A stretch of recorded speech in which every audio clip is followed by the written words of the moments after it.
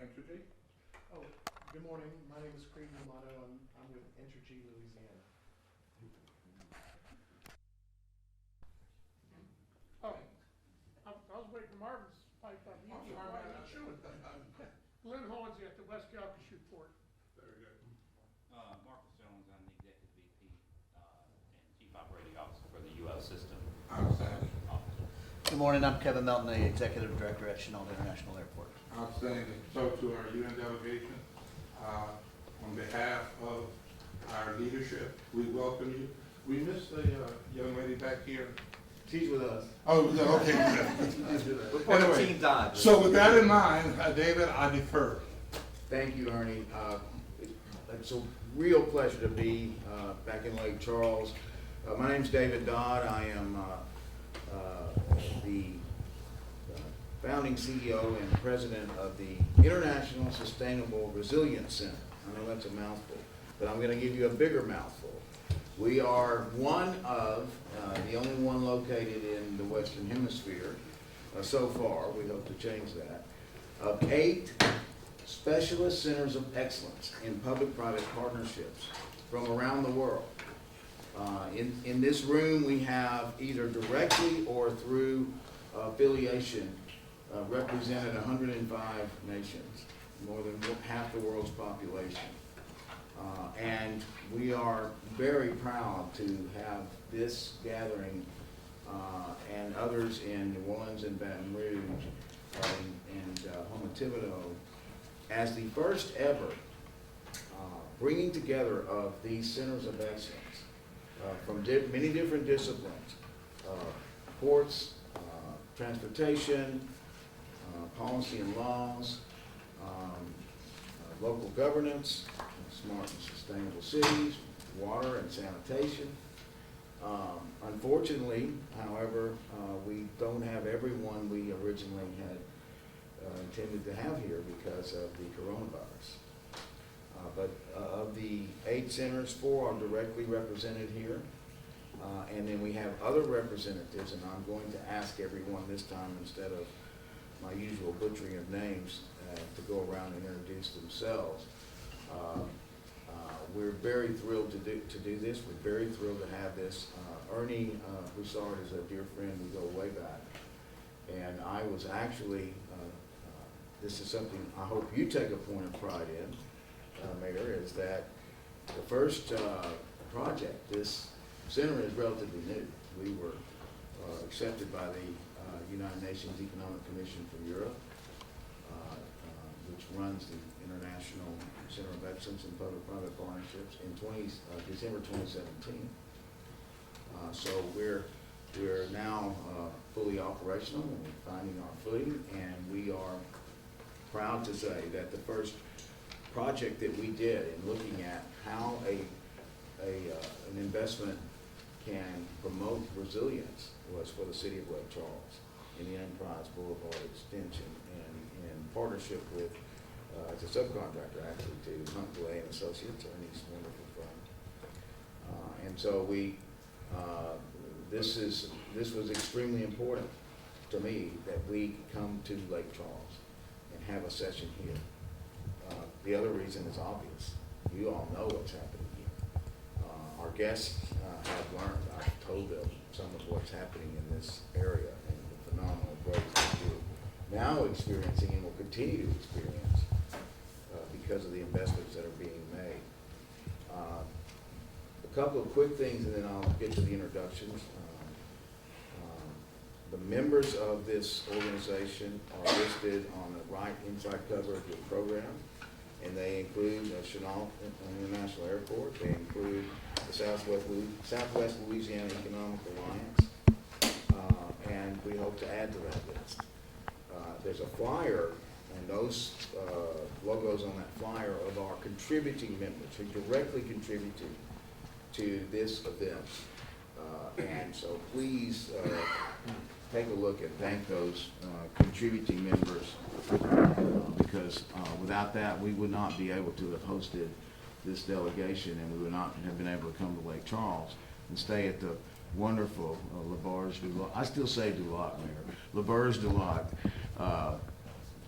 last night, as we did. And we were a few minutes late, and we apologized. And the first thing Ernie said, well, you were at a casino. Well, what do you expect? But we certainly are thrilled to be here.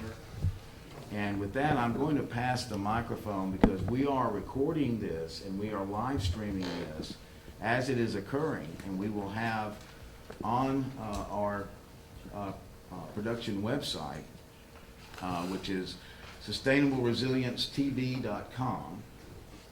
And we'll send out that link to all of you, but you're being live streamed right now, and the proceedings will be, yes. Just so you know, there's 2 pages on that site. The first one shows that David's interviewed people here for the last 3 months or more. The page we're streaming on is the other one. It's called Resilience 2020.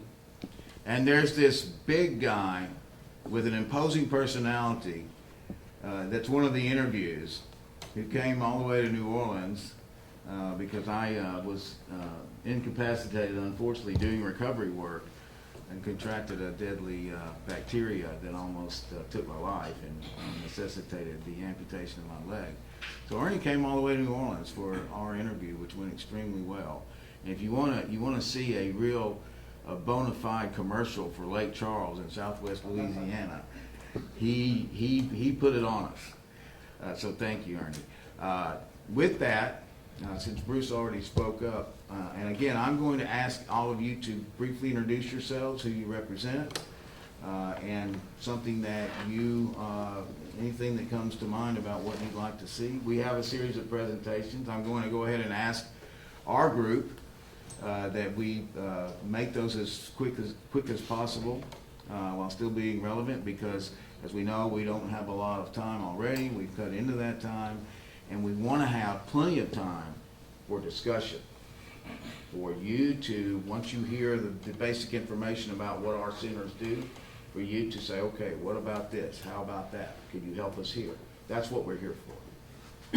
So with that, I'll hand it to you, Bruce, for your introduction, and just pass it down. I'm Bruce May. I'm the Chief Content Officer for the International Sustainable Resilience Center.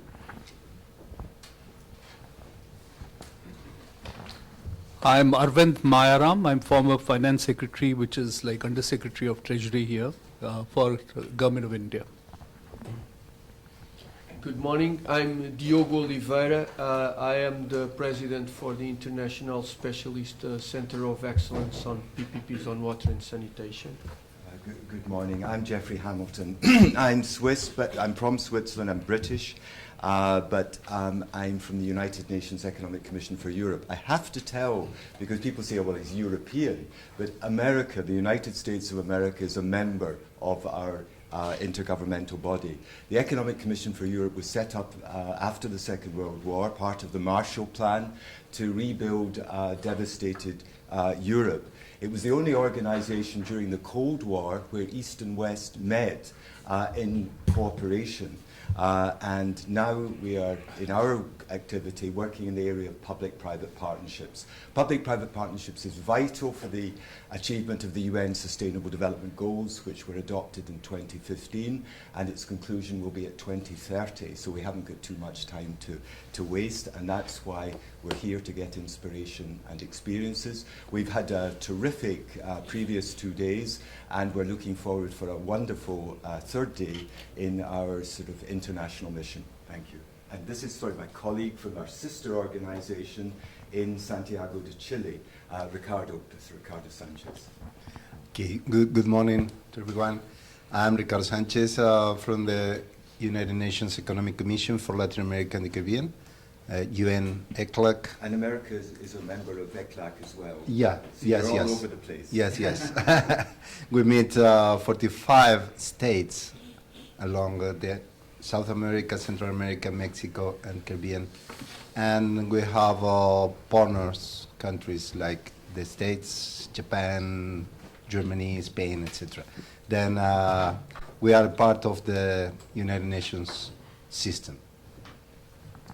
Good morning, everyone. Thank you very much for having us here. Sorry. I work for a university called Toyo University. We have a master's degree program for public-private partnership. We learned that Louisiana has just passed the legislation for PPP several years ago, and we find that it's always the local governments who has the issues to actually implement the projects because the legislatures do not understand the local conditions. And I'm very thrilled to have like mayor and parish administrator here, and thank you very much. Good morning. My name is Satoshi Kato. I'm now working as a consultant at the United Nations for Economic Commission for Europe with Jeffrey. That's why I have Switzerland flags. But I'm originally from Japan. I finished the Toyo PPP graduate school before. Then I have a class to teach at the now PPP school as well. Thank you very much. I'm very happy to be here. Hello, good morning. My name is Marc Frilet from France, and I'm happy to be there to meet with my remote cousins and to have.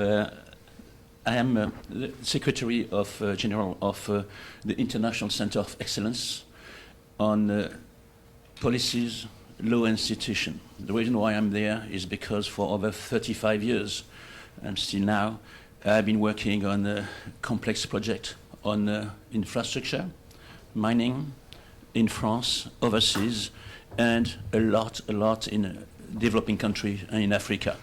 And we found out that it was essential to better understand the conditions which permit to develop those projects which are absolutely essential for the well-being of the people when we speak of essential public services, water, power, airport, railways, etc. In those countries. This means often several percentage of GDP, depending on whether or not you are successful developing those projects. So the center has been working on that for several years, produced numerous documents, and now we are arriving under your umbrella to a new platform permitting to have best practices, standard contract, standard condition and template, which would eventually permit to develop much more projects in the poorest country in the world. Good morning, everyone. I'm Jenny Yu. I'm from Switzerland, but my nationality is Chinese. So I'm here to supporting ISRC David to promote the resilience for people first through PPPs to achieve 2030 agenda. Thank you. We're good. Thank you for doing that. While the mic is coming, it's important, and I'm fooled by this. The mic does not amplify our voice at all. The mic is for the live stream, so that our voices are picked up. So all of us in the room, when you're past the mic, don't think that that's amplifying your voice, because it's not. So this is a room full of great people, and it's a good-sized room, so please speak up. So with that, there are two other people who were modest and sitting in the back, who are the engines of this entire operation. And that's Desiree Creed, who is our logistics officer, who is responsible for everything you see coming together. It's not her fault we were late. She had everything ready for us. And then some of you know this gentleman, Dino Paternostro. Dino is a lobbyist and a relationship expert, because everyone knows him and he knows everyone. And Dino has been invaluable in helping us arrange for our supporting members, and also for a lot of the things that are occurring this week. So very lucky to have a wonderful group of people. And this really started with a conversation between Ernie Broussard and I over a year ago. And I said, we're going to pull together all of these centers, and we're going to come to Louisiana. And he said, well, I hope you come to Lake Charles. And when Ernie's standing next to you, I was actually able to stand at that point, but it's still like looking up at Ernie. How can you say no? So a very special thank you to you, Ernie, for sticking with us. We were originally going to do this in October. Thanks to what happened to me, we had to postpone it to March. And Ernie said, this is going to happen. I said, yes, I'm staying in my room and I'm not going anywhere. So thank you again, Ernie. So now it's time to really get into the meat of the program. And the way I always address the centers is in geographical order, starting from the west coast of Europe, Portugal. And Diogo, please come on up and your presentations are there. We just have to click on them. No, we got to get them in. We didn't know who was coming. No, he has his own. He has his own? Yeah. Sure. Yeah, it should be. While Diogo's getting set up, we have, again, three actually very special people. Jeffrey's such a close friend, I forget how special he is. Representing the Economic Commission for Europe and the Economic Commission for Latin America and the Caribbean. There are opportunities when we have a break. Please talk to those gentlemen about what your specific interests are in either Europe or Latin America and the Caribbean. And then we have, again, imagine having the former Secretary of the Treasury of the United States sitting at the table with us, and we have that equivalent in Avon from India. So we are bringing opportunities as well as gaining knowledge and information from you. We want to bring you opportunities, and specifically in public-private partnerships, which we believe could really help Lake Charles at this particular point in its history. Are we ready? Here, Diogo. Microphone. Good morning to everyone again.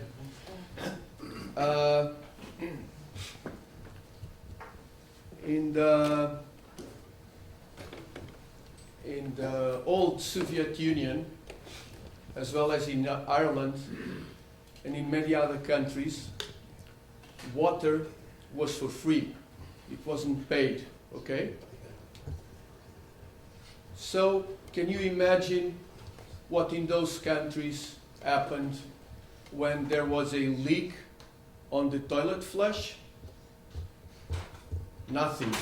Nothing happened just because it was more expensive to call a plumber than to let it leak. Okay? And this happened as well in the plumbing system. It was getting old and it was starting to leak and no one cared. And this led to a situation of total crash. Okay? Ireland just changed this in 2014, not 50 years ago. It was very recent. You could go to a restaurant in Ireland and see the tap on the lavatory, I don't know the name of, where you wash the dishes, just running. They came up in the morning, they opened the tap, and it stayed like that for the entire day. Okay? Water has to be stored in dams, has to be treated and purified in water treatment plants, has to be pumped to mains, stored in tanks, and distributed.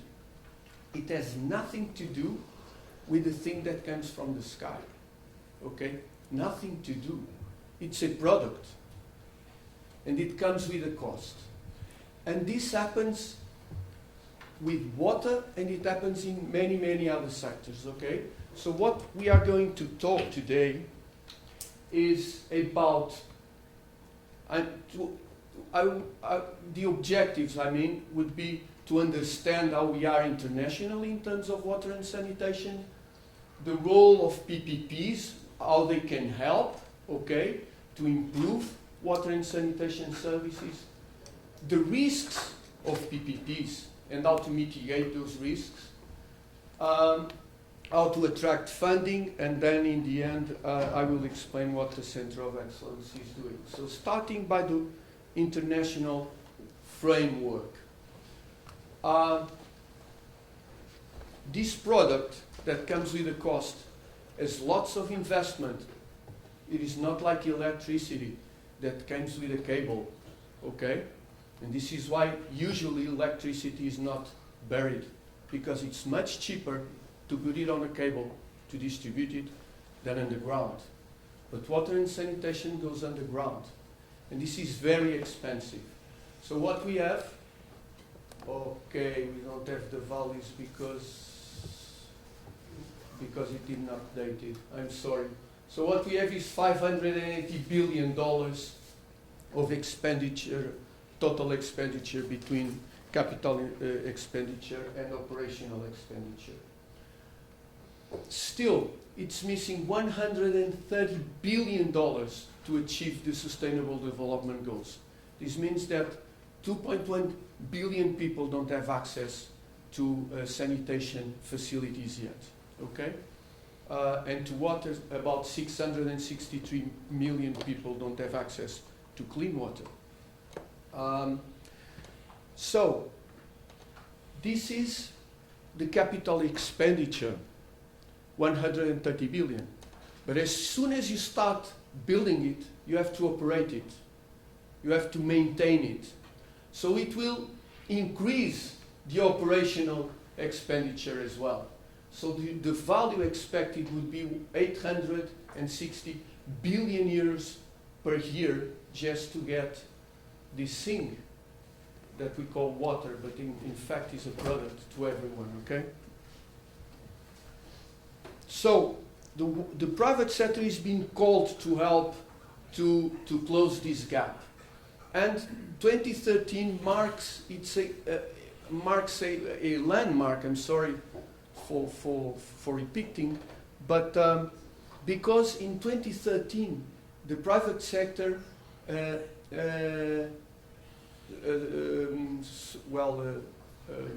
achieved 1 billion people in serving water, and it's been growing from there ever since until 2020, where we are.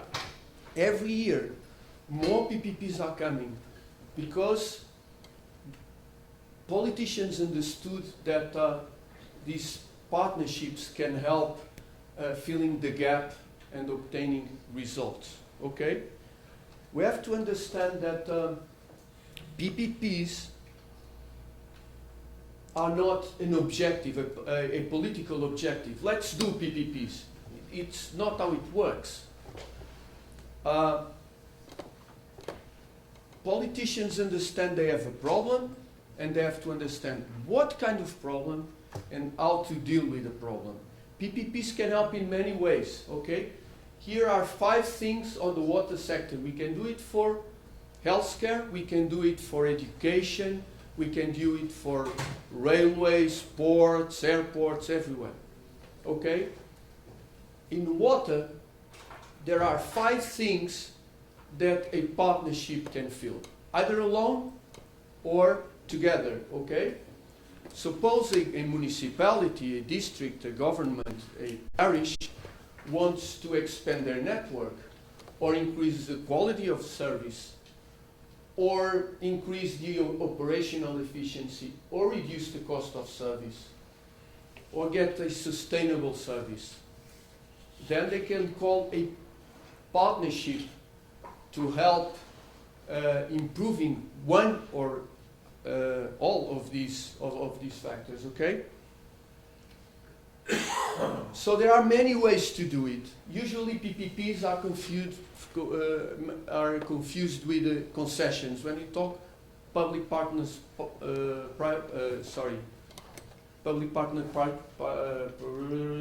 partnership. I'm sorry, this is the problem of being Portuguese at this time of the morning. So it's not about concessions. We can have management contracts, which are short-term contracts.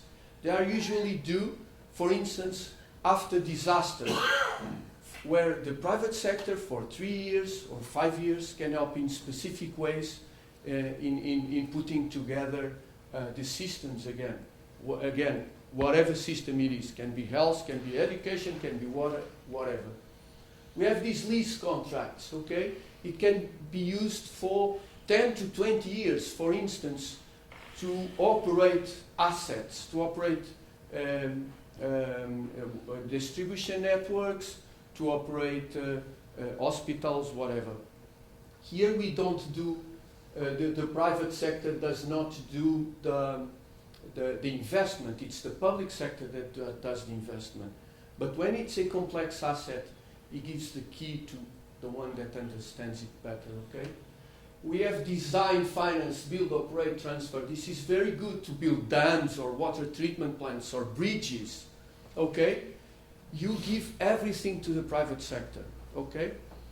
He designs, he finances, he builds the bridge or the water treatment plant or the school, and then the public sector pays per cubic meter or pays the tool or whatever. You have joint ownership when you have like 49% capital share on a company, and you have concessions. So over here, we have more public, okay, more investment from the public side, less contractual period, and when we move to there, we have more private, more delegation, more responsibilities passed to the private side, okay? On the two corners, they are not actually PPPs. One is services, the other is privatization. This is not a partnership. A partnership means sharing responsibility, risks, profits, losses, okay? Privatization is a deal, okay? Someone wants to sell something, he sells. If he finds a buyer, for instance, my car, okay, we have a deal, we shake hands. Give me the dollars, I'll give you the car. So, what we can see here is the responsibilities on a contract, a PPP contract, the main responsibilities. And what we see here is the spectrum of PPPs. So, there are some cases where investment is done by the public side, okay? And some models that it's made by the private side. So again, you just don't do concession or you just don't do a management contract because we decide concession or management contract are good. No, it's the project that says which is the best model. Sometimes when we have a specific need, we go for management contract, but if we need a 200 million investment on a new water treatment plant and to extend networks. And we, the public side, have, lots of places to invest 200 millions, if I have it, okay, if I have it. So maybe we can go to concession. And what we have to do is check tariffs. Tariffs are always on the public side. Private guys cannot just raise tariffs, okay?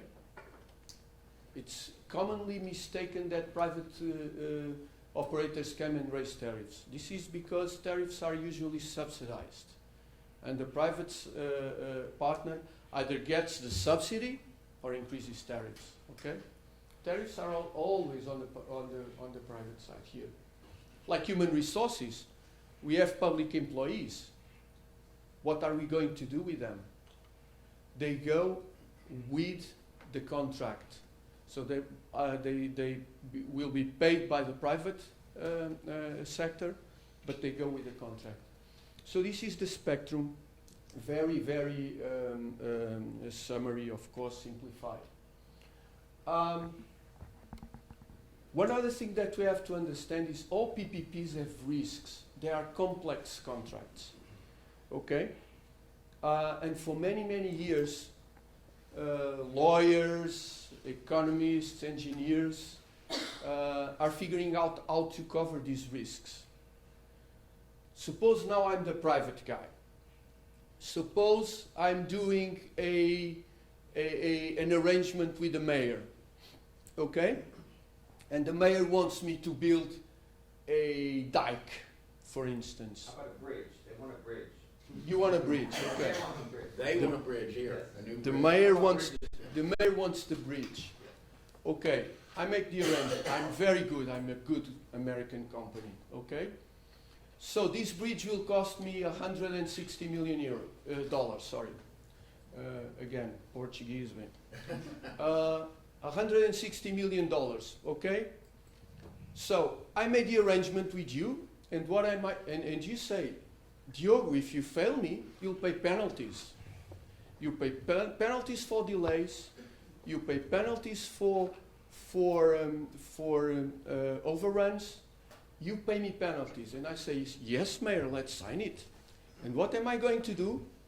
I'm going to this Chinese company, and I will make a back-to-back contract with her, a turnkey contract, because she's a constructor, okay? I'm Switzerland. You're Switzerland, sorry. No, with the Swiss company, please. With this Swiss company, and I'll make a back-to-back contract, okay? So what I do, I made a turnkey contract, and I say, you have to do it by $160 million. It's what I'm willing to pay, not $1 more. Do you want to shake hands with me? Oh, and all the risks, the penalties, I'm passing them to you. So if you delay it, you'll pay them. Do you want to do this, Swiss company? We shake hands. So during many years, the private sector, the banks, understood ways of mitigating risks, okay? We have demand risks. We don't know how many cars are going to pass that bridge, okay? We have a tool. We have to control these risks. We made a sensibility analysis. We made insurances against loss of profits. We made all the studies necessary to mitigate one and the other risk. We use conservative forecasts. We review the contract every 5 years. We do back-to-back contracts, turnkey contracts. We have insurances. We have dispute resolution mechanisms. And on financial side, we have so much ways of mitigating inflation, of mitigating spread, of mitigating currency changes, because this company is European. She's paid in euros, but you are paying me in dollars, okay? And the bank learned how to mitigate all these risks. And we have exogenous risks, something that no one controls, okay? All of a sudden, Mr. Trump decides to put a new tax. Who's paying it? Is it me, the private? Is it the constructor? I'm sorry, Mayor, but this will be you. Okay, there are risks that are on public side. And we put this on our arrangement, okay? So, please tell me if I'm taking too long, okay, David? As soon as you can. I do not want to abbreviate this as it's so important, but. Okay. Yeah. Okay, I'll be faster. So about funding, PPPs have this bad fame, okay? Many of them went wrong, many of them are a success, and we are learning from it every day. We try to correct the insuccesses and do it better and better and better. One way is this UNEC view of people first PPPs, where you don't just look at the value for money that you, Mayor, will get from the bridge. You'll see value for society, value for environment, okay, and value for local economy, okay? We have to evaluate all of these, not only value for money. We know that value for money must be applied because this is the way public money is decided to spend. But the rest on people first PPPs has to be evaluated. So these are the forms of financing PPPs. The 3 T's means tariffs, taxes, transfers.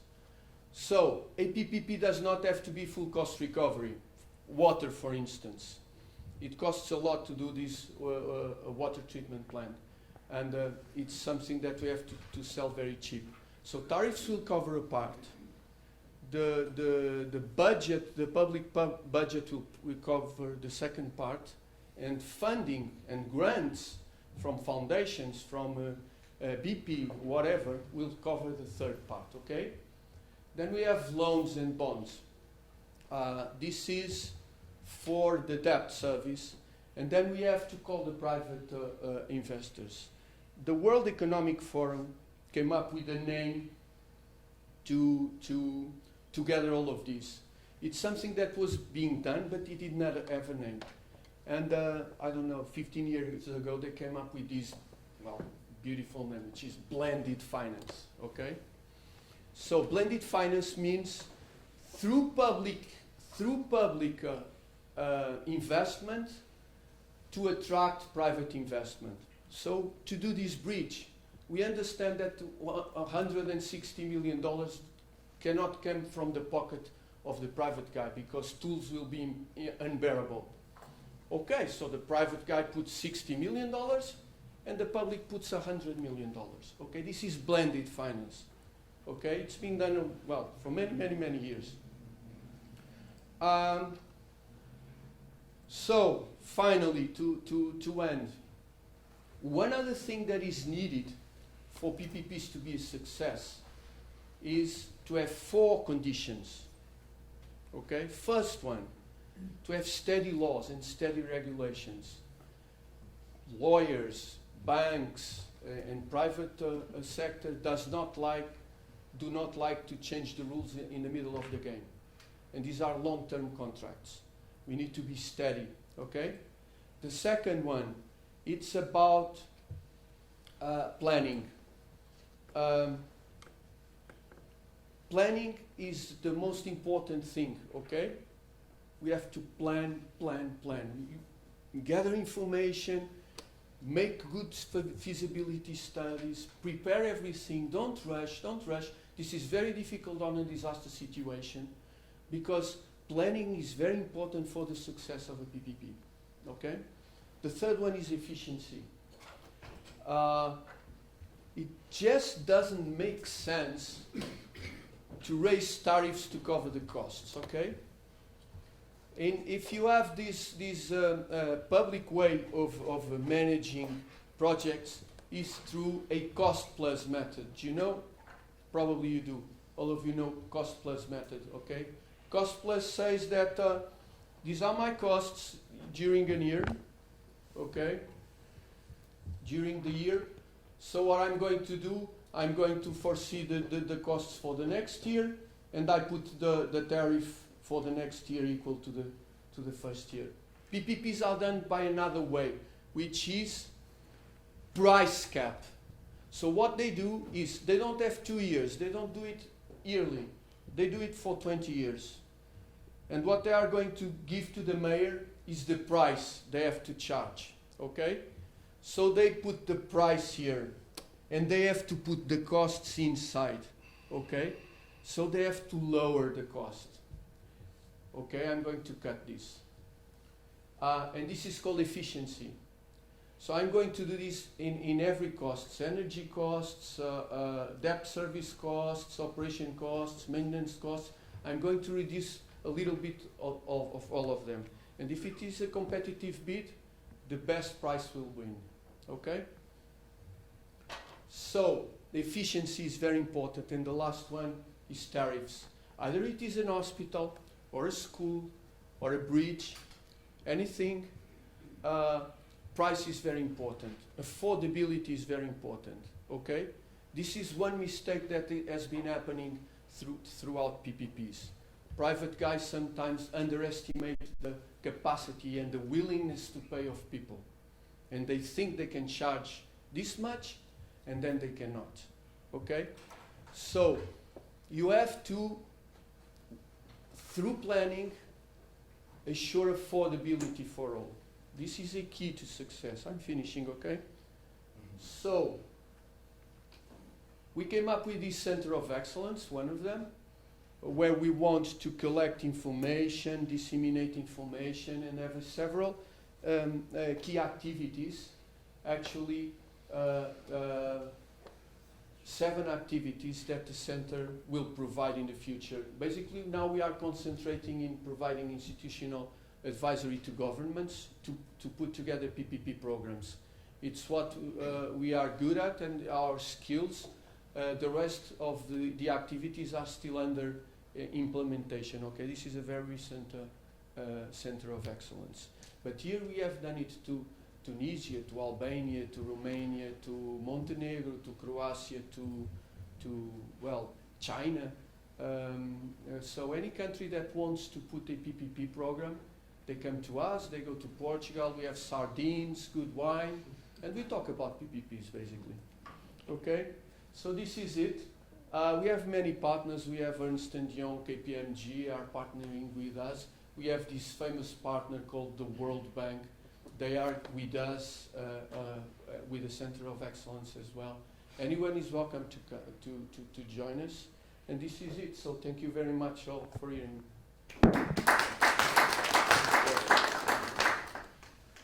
Thank you, Diogo. That was a fantastic, not only discussion about the importance of water, but also a really great primer on how public-private partnerships really should work.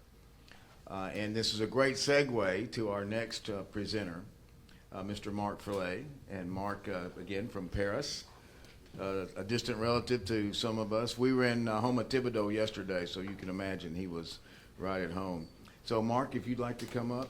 And while Marc's getting his presentation ready, I want to mention Marcus Jones and the University of Louisiana system.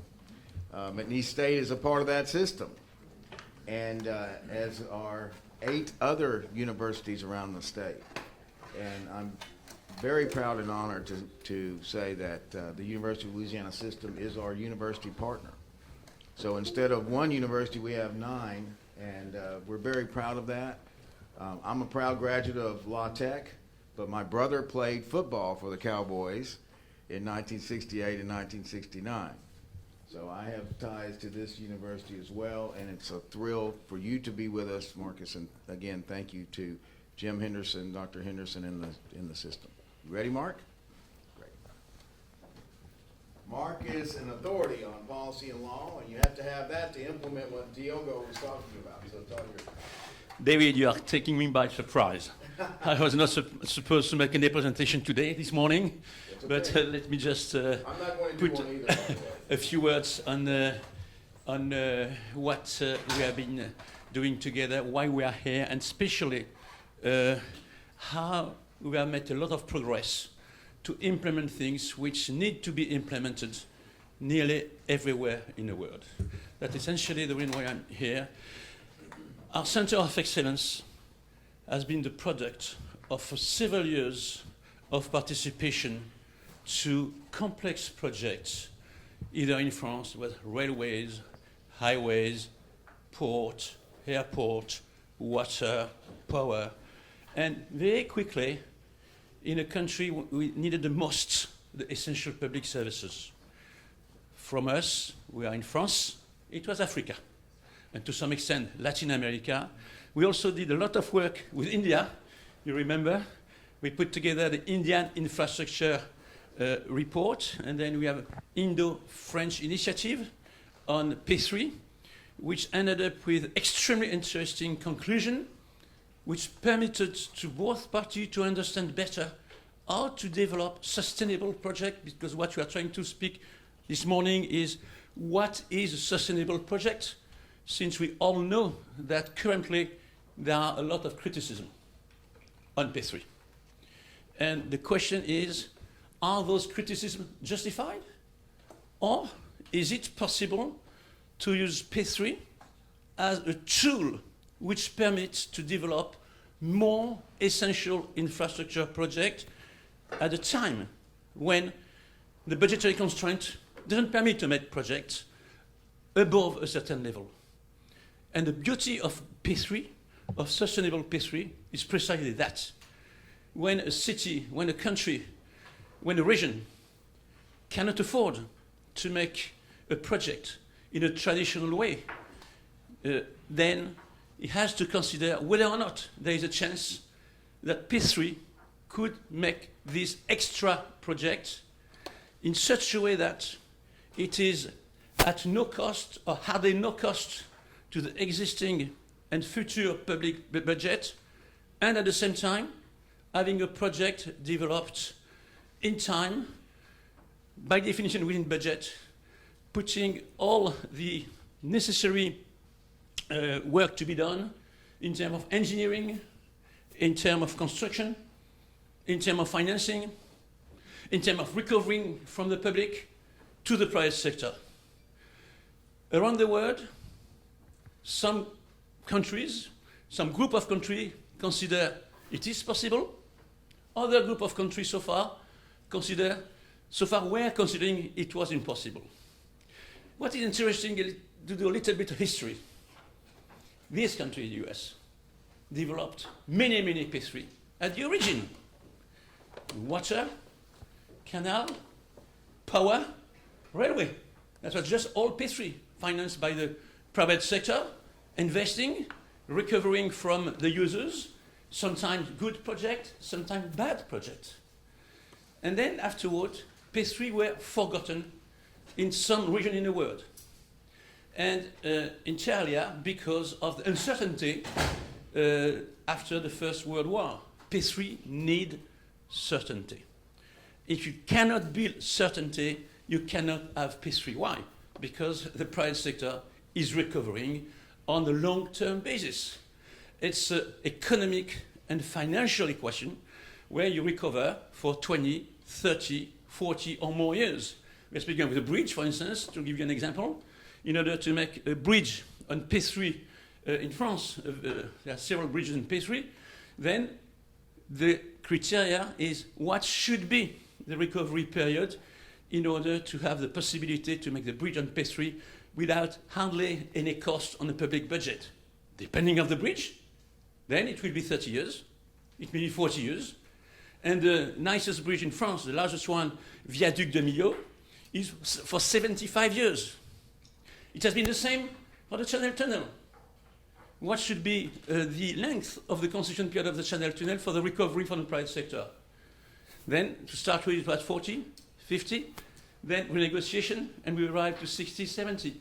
So P3 is just something which is a situation which could help a lot in planning extra infrastructure service project. For us, P3 is linked to the fact that it is economic viability, that you can recover the investments, make a reasonable profit, not a speculative profit, and that profit, and that would permit everyone to be happy. So that's why when we call to speak of P3, we need to now see what is the situation around the world. There has been, for a long time, concession type P3, i.e. recovering entirely or mostly from users' fee in the civil law country with Napoleonic origin. So that's why France, that was Africa, Latin America, and that developed for many, many years, and it is still there. It is still there. And then a new type of P3 came when in the UK they found out that they didn't have sufficient money for the public infrastructure, for public services, and Margaret Thatcher said, okay, launch P3 and do PFI. So then the UK type of P3 was a little bit different.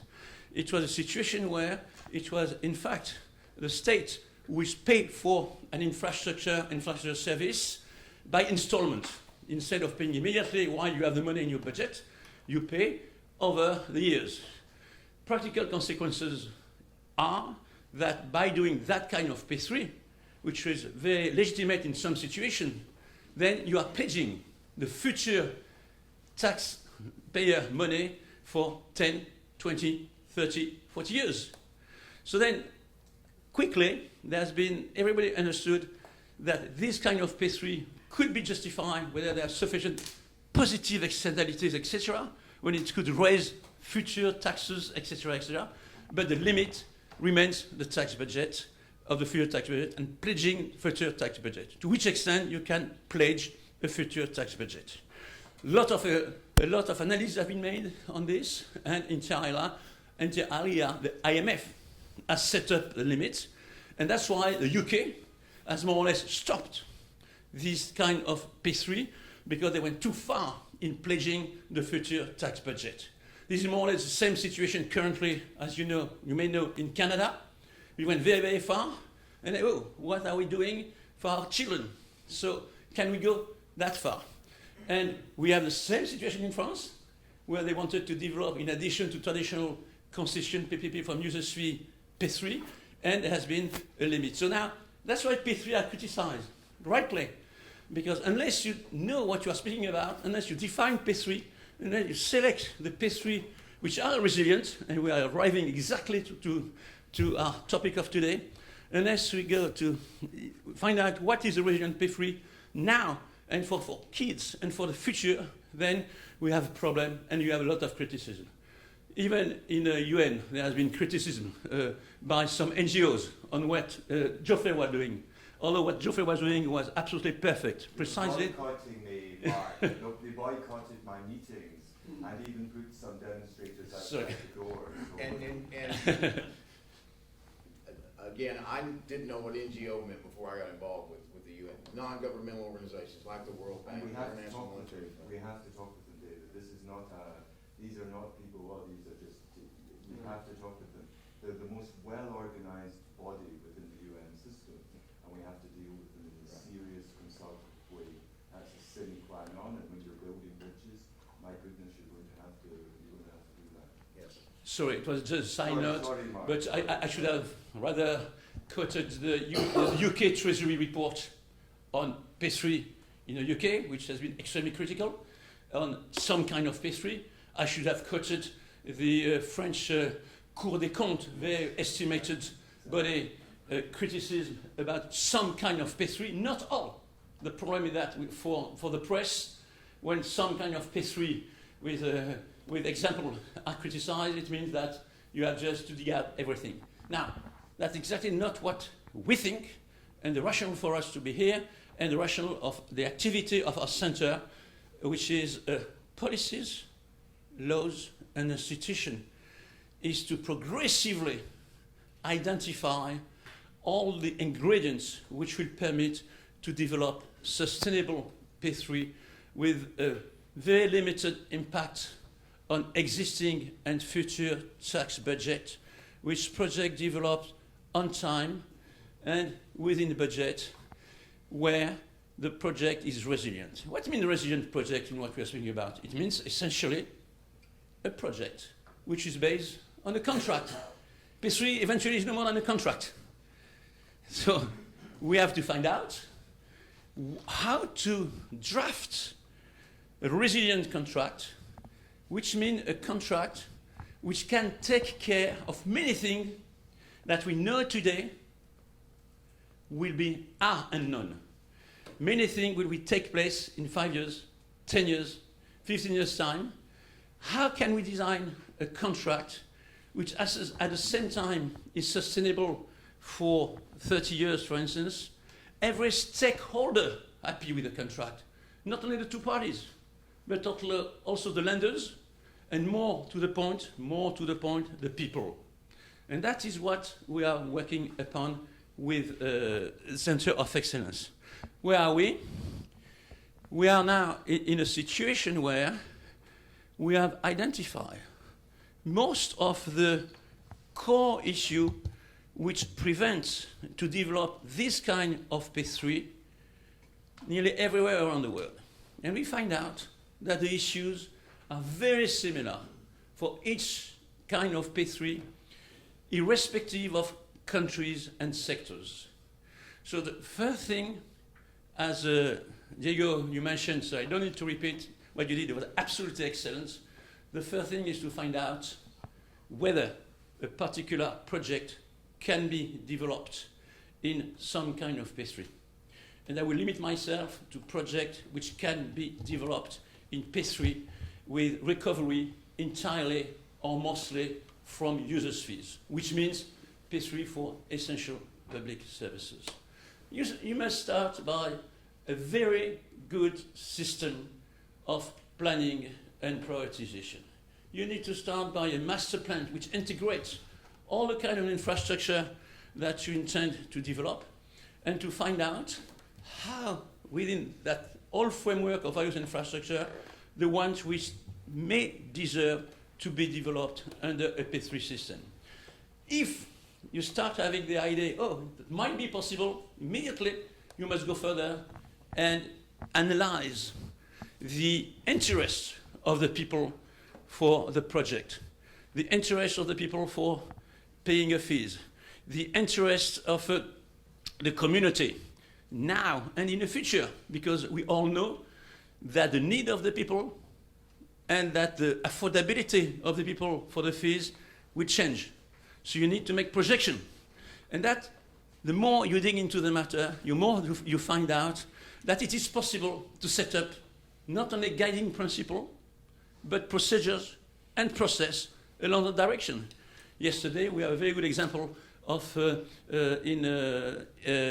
when you are meeting, very good example of master plan development and with the interests of the people which were at core. What is for sure, and that is experience again, and again, if the people are not happy to pay for the service that the private company will eventually deliver for them, whether it is a toll, whether it is on a highway, whether it is for water, whether it is for power, a port, etc., then it will always the people will manage to create a problem, and we have contract in distress. Nowadays, to give you an example, a World Bank survey indicates that over 50% of the projects in Africa, which have been signed for 20, 30 years, are projects in distress after 2 years. So the progress that has been possible to do has been to identify. Now, after identification of the core issue, we have about 30 of them. We could go in more detail, of course, but we have no time, or different exchanges. Each of them, we tried to find out what were the common factors which were creating a problem, and where there were common factors from many projects from around the world which could become best practices. There is a word for that. The G20 called that gold standards.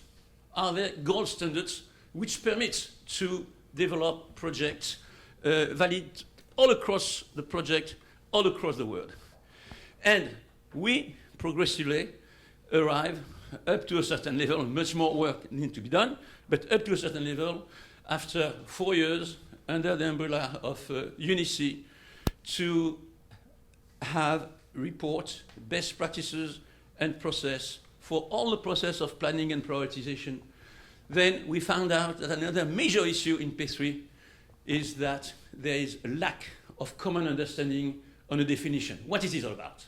So then we spend a lot of time to arrive to a very simple definition of 10 lines, which explain what it is all about, and extremely simple in terms of anyone can very immediately understand the definition. But then what we found out, because there is so much controversy, it's very difficult to find consultants and experts which can really help either the private sector or the public sector. So we spent 2 years analyzing the situation and how to identify the nature of consultant and expert, the qualification, how this should be engaged by the private sector, by the public sector, and then have been another report. And then I cannot develop everything, but just one thing which is for us absolutely essential is standard condition of contract. And that exists everywhere, standard condition of contract. Here, you have the architect contract, you are well known, you have several kinds of contracts. Internationally, you have the FEDE contract. In France, you have many standard contracts, but... And standardization makes lawyers cheaper, doesn't that, right, Mark? It's the most eminent lawyers, right? But what we arrive to then eventually is to have a list of clauses and guiding principle, and the work is going on, which permits for any public authority to simplify the request for expressions of interest by putting in their document a template.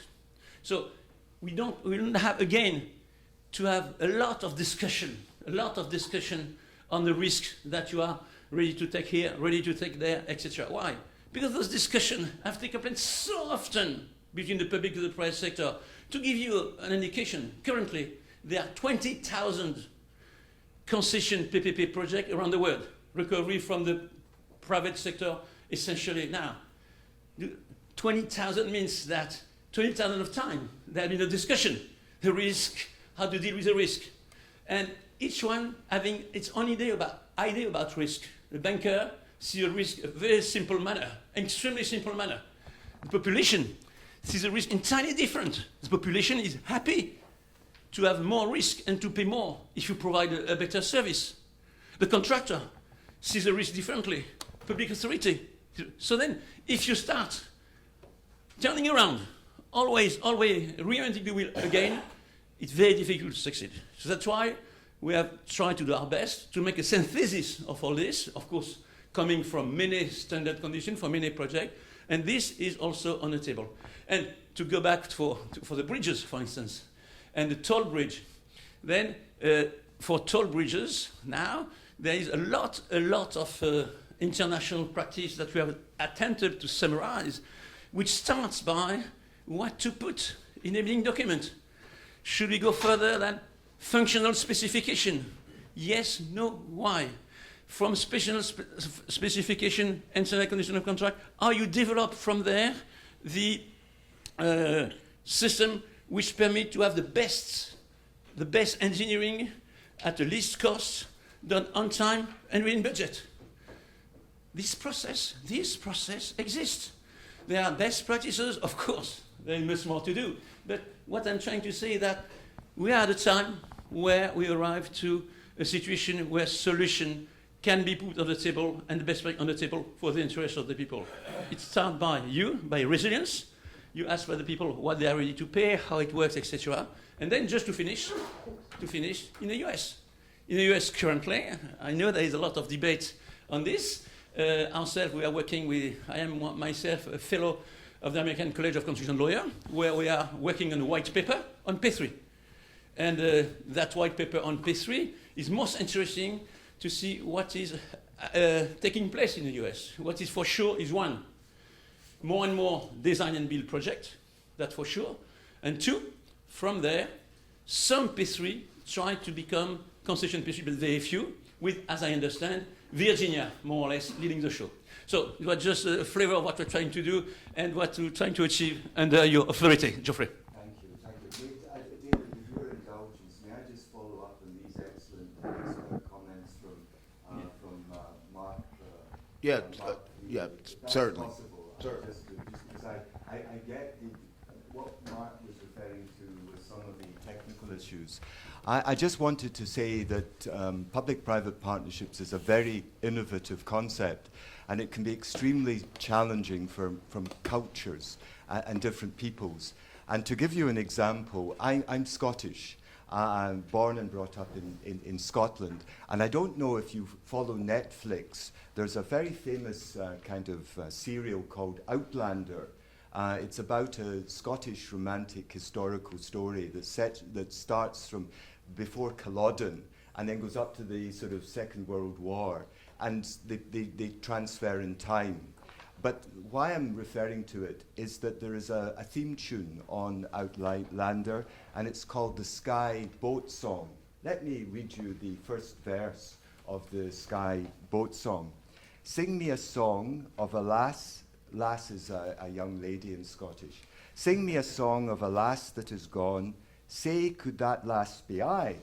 Merry of soul, she sailed on a day over the sea to Skye. Now that, if you want, is on the theme tune of this mega commercial, wonderful Netflix drama, the Skye Boat Song. Now you don't need to take the boat to get from the Scottish mainland to Skye, because what is there? There's a bridge. And that bridge is quite an interesting story. Initially, when it was put to the people of Skye, a small community, which we call the Wee Frees, the Presbyterian group in Scotland. I'm Presbyterian, of course, but these people are extremely Presbyterian. So nothing is done on a Sunday, no Sunday papers, no fun, no. And the biggest worry and concern about building a bridge, which was, there was just a ferry, which didn't operate on a Sunday. The biggest was getting the young children to Inverness, which is on the mainland, and they would have to go to the discos That's what young people do. And the parents were furious, particularly if there was any alcohol, God forbid. So that was the first cultural thing. But eventually it was decided to put a toll on the bridge, and it was done through a bridge. Well, colossal, angry toll payers. They organised a demonstration. As you know, there's an independence movement within Scotland. They got involved, the politicians got involved. It was a total calamitous mess of mismanagement. And anyway, there was a huge protest. I even believe the Church of Scotland was involved. Anyway, it's too high, said the, I was quite supportive. The bridge was sort of being built and it was fine. It looked actually quite nice, better than some of the wind farms that up in the west of Scotland. Anyway, the decision was reversed after lots of fights and bad things, and the toll was completely, so it became free. So what happened? We had a bridge that was free. What happened? Environmental calamity. Anyone that's been to Skye, and I don't think any of you have, but it's a wonderful place. The Coolin Hills in the mist, it's just gorgeous. It's not like here, it's lots of rain, maybe less, but lots of rain, and wonderful little, what they call passing places. That's when there's one lane tracks that two cars can't pass. And the views, the panoramas are absolutely magnificent. You go for your honeymoon there. You go for wonderful romantic adventures. You go for just the most wonderful time you could have. What you have is zero pollution and just the most wonderful tranquility. The bridge destroyed that within 6 months. Cars came over from all over the world, people from the Scandinavian countries, down from England, and the gridlock had to be seen to be believed. Cars just couldn't move because the infrastructure wasn't sustainable to support it. What should have happened in that? In my view, there was a lack of consultation with people that was serious. It's not a question of just saying, oh, we have to involve stakeholders. We're preparing an evaluation methodology which looks at whether projects actually meet sustainable development goals. And I think that's what you need here. Science to show to people who don't really know as much as perhaps they should what sustainable development actually means in the context of infrastructure. And what you have to do is guide people to be accountable to that project. So what you say is, what are the accountabilities of the project? What is it going to do in your lives? What's it going to make for your economies? What's it going to do for your business and for your children? Are they going to get to the discos that they want? Give them all the data, inform them regularly, and then revise the project, not too drastically, not stop, start, as it was done in Skye, but do it in a way that can revise it with the right type of revision that can be done. Now, good story. Scotland is going to now join with Ireland. Not, dear Diogo said something about the taps always running in Ireland. They don't run all the time in Northern Ireland because that's part of the UK. Yeah. It's just in the south. Sorry to just make that brief geographical point. I'm from Scots, but linked to the north very strongly. But there's a proposed bridge between Scotland and Northern Ireland. My gosh, there's a huge discussion whether the infrastructure before you come to the bridge is adequate to sustain either sides of the bridge. These are all fundamental discussions to be taken place. But my general view is do it. Every construction of those kinds within reasonable conurbations has been a very, very successful thing. The methodology is extremely challenging, but nevertheless, do it. And do it, for heaven's sake, as a concession. Don't tear up the public purse by all these things. Mark's legal team will help you put the accountabilities on the concession contract so that you will have it done in a top-notch way. Thank you, Jeffrey. Can I ask a question? Sorry. Absolutely, please do. I was going to sing you the song of the Sky Boat song. Well, don't let me stop. I was just dying to sing it, but no. Anyway, sorry. This is a very general question, but we're a smaller metro area compared to some other places. Is there a generally recognized minimum level of cost where P3s make more sense? Is it $50 million? Is it 75 million? Lower? I'm trying to get a sense of when it's maybe a tool to consider, and I'm looking for more of a low end. That makes sense. It makes sense, but I'm not the technical expert to reply to. What I can say is you have to speculate on the economic impacts that are going to have on either side of the bridge. I mean, I've just told you what the environmental costs were of the Sky Bridge, but of course that brought huge numbers of tourists across into a place that shouldn't have had all those numbers of tourists. But and also it had contiguous effects. The tourism industry, more hotels were built.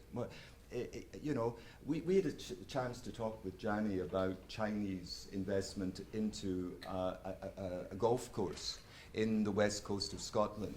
I would have brought the Chinese, who are fantastically interested in golf. Scotland is the birthplace of golf. It invented the game.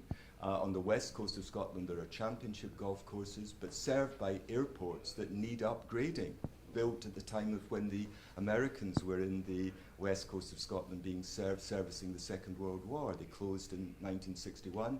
Prestwick Airport. So I would have brought the Prestwick airport into, fed by Chinese tourists, mainly from China, but not necessarily all from China, going to the local golf course. And that would have wonderful development impacts because the hotels would have serviced there.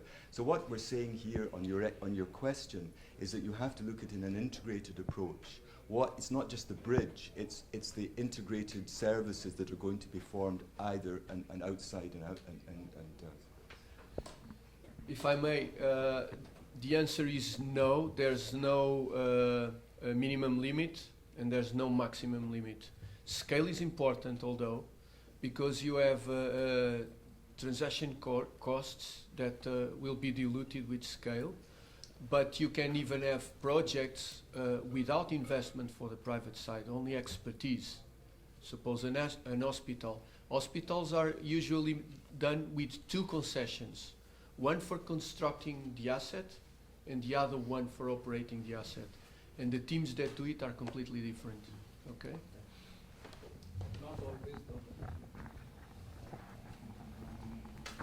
I know you've just been given a ton of information in a very short period of time.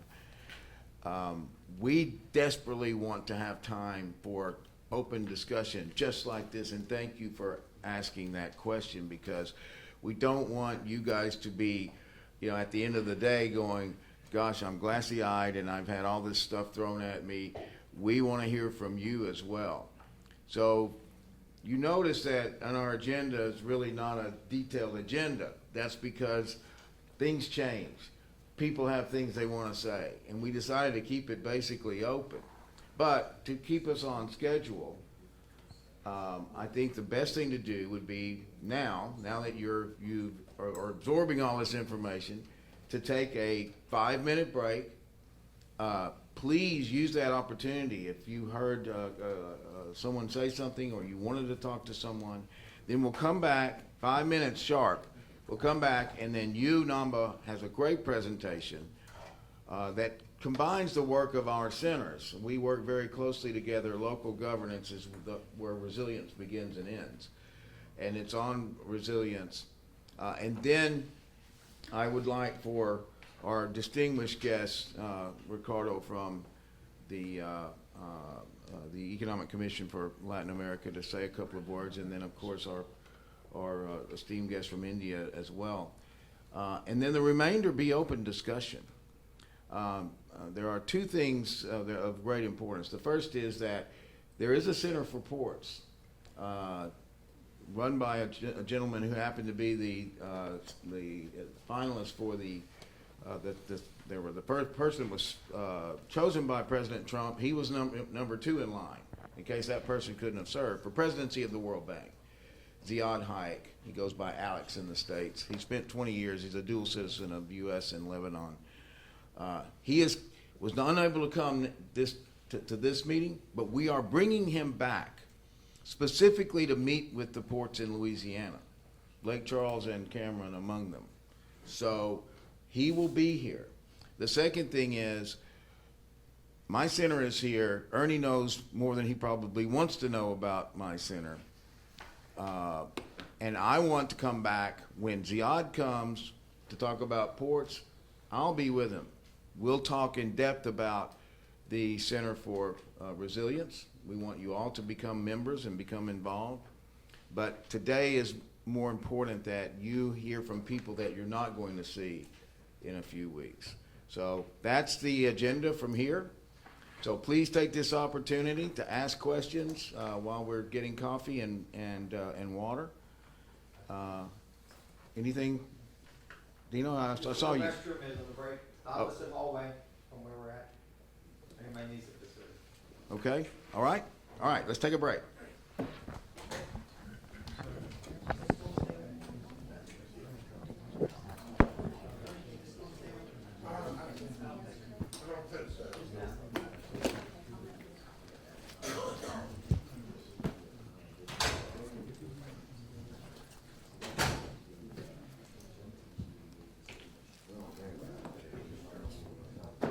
To the city, we did a really strange thing called an ant colony algorithm, which is based on the behavior of ants, and it can predict traffic flows when new roadways are open.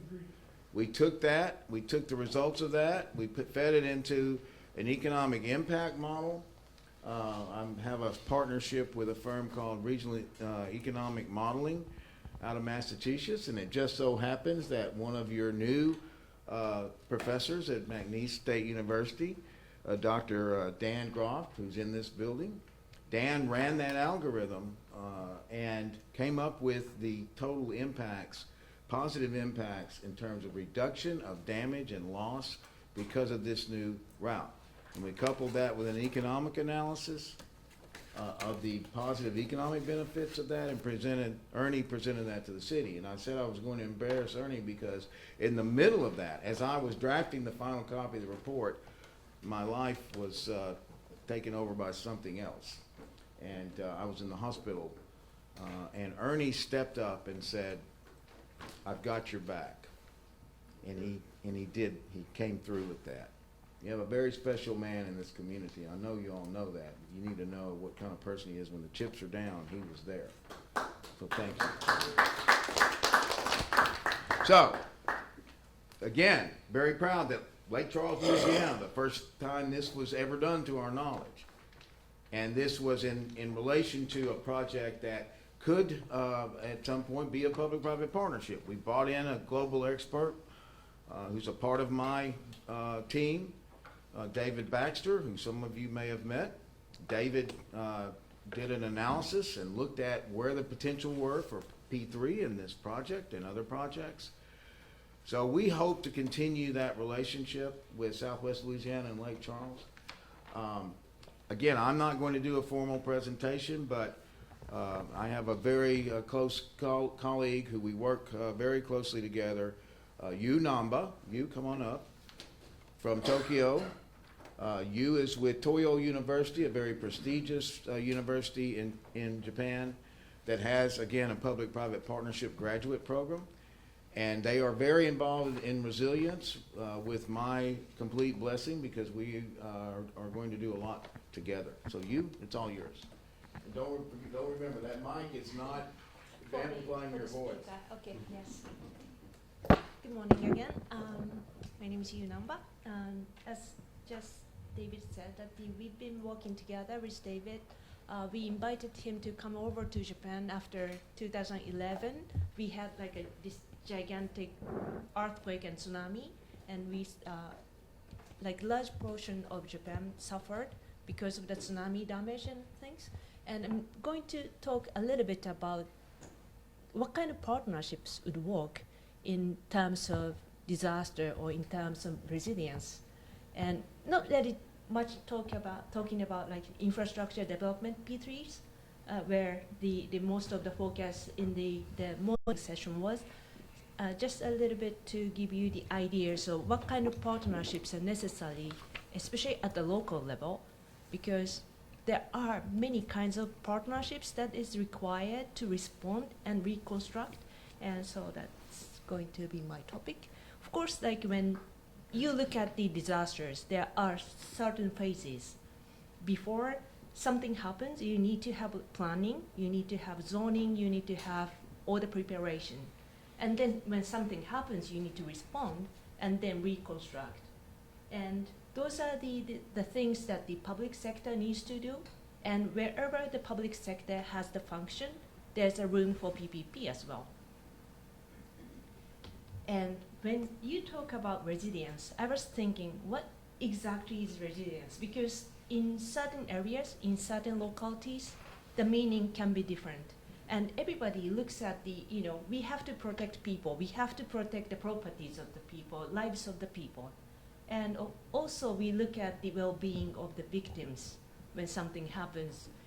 People are affected, people are sheltered, people evacuate, how we kind of try to protect their lives. And we often forget about the functionality of the local governments, because we take it for granted that local governments supposed to be functioning in the time of disaster. But it was not the case in Japan in 2011, because it was like huge damage has been done, and local government, maybe the mayor himself, can be the victim of the disaster, and who is going to be the person in charge to actually respond it? That was like the question that we have to ask. So, well, just to quick go through. So, as I said, people take it for granted that local government or the officials are in charge and to be functioning in a disaster. But there's a huge human resource gap. The red one is the first responders. They are quite trained to respond, so they are quick to catch up.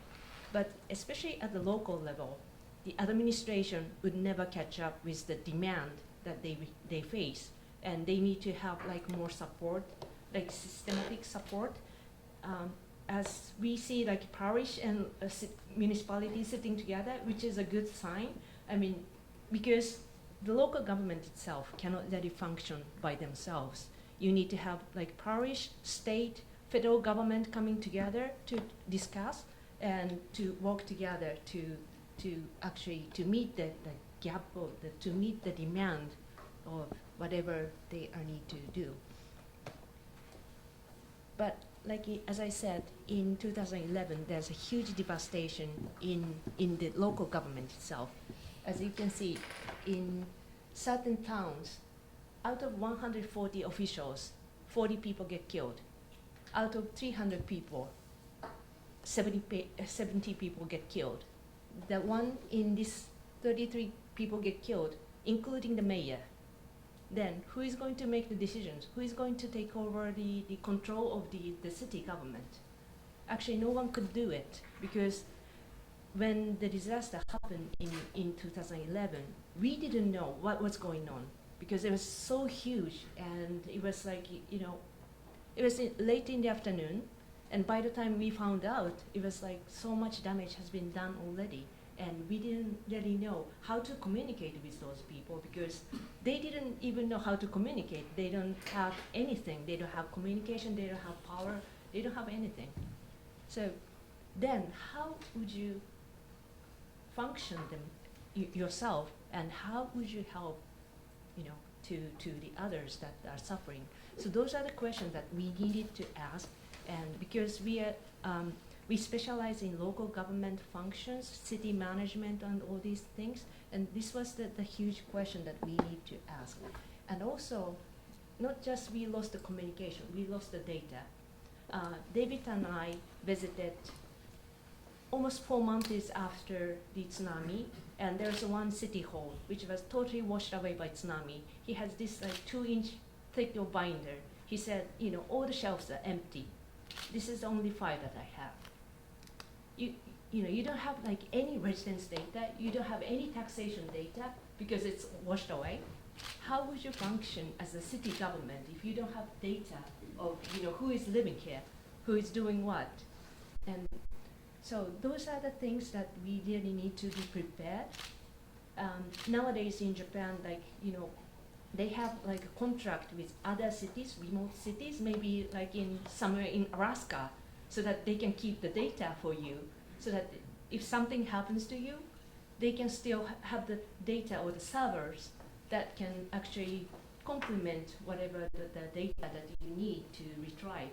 So those are the things that that actually taught us that if something happens, you cannot anymore take it for granted that the local government itself can function. And so sometimes, oftentimes we think of partnerships, we think of PPPs, P3s, private would come in, but there are certain functions that the government can better complement because the government officials know what's going on, how to interpret the statutes or legislatures or how to function in the government.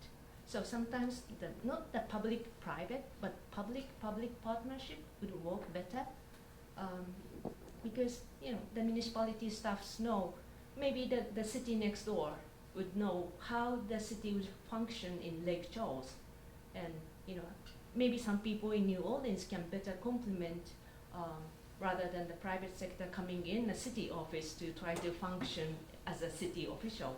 That would never work. So it can be, so the PPPs in disasters can be in two ways, public-public and public-private. And also this public-public partnership can work in the vertical level, like parish, city government, state, federal, and also the horizontal level, local and local government level. And of course, the rigidity of the government to prepare things or plan things together is beautiful, but there are certain gaps. So those are the time that we need the private sector to function, to fill the gaps of the public-public partnership. Just some examples that there are certain cities that have actually helped the other local governments. I'm not going to talk about these examples, but I can give the data to David so that you can actually look at it later. And of course, the public-private partnership is important. These are just the examples. Like on the left-hand side is some website by Toyota. They have this own vehicle navigation system, so that sometimes when tsunami happens, landslide, any kind of major disaster, they have this own vehicle navigation, and they communicate with the satellite. So if any routes are closed, they can actually immediately know it, so that they can actually tell to the rescues or first responder which route to take.